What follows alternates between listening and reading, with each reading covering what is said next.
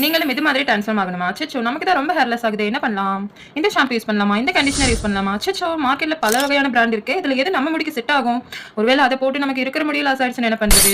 So அது வேண்டாம், நம்ம நேச்சுரலா ட்ரை பண்ணி பார்க்கலாம். கர்ட் யூஸ் பண்ணலாமா? இல்ல மருதாணி அரைச்சு போடலாமா? அச்சச்சோ! என்னதான் பண்றதுன்னு தெரியலையே! இப்படியே விட்டா எல்லா முடியும் போயிடுமே! இந்த மாரி தான் நீங்களும் யோசிச்சுட்டு இருக்கீங்களா? ஸோ இந்த மாரி ட்ரான்ஸ்ஃபார்ம் ஆகணும்னு நீங்களும் ஆசைப்படுறீங்க இல்லையா? பட் என்ன செய்யணும்? நம்மளோட ஃபுட்ல என்ன நம்ம கொண்டு வரணும்? நம்ம எடுத்துக்கிற ஃபுட்ல நமக்கு தேவையான நியூட்ரிஷன்ஸ், மல்டி விட்டமின்ஸ் இதெல்லாமே கிடைக்குதா? நம்ம எப்படி வந்து ஹேர கேர் பண்றது?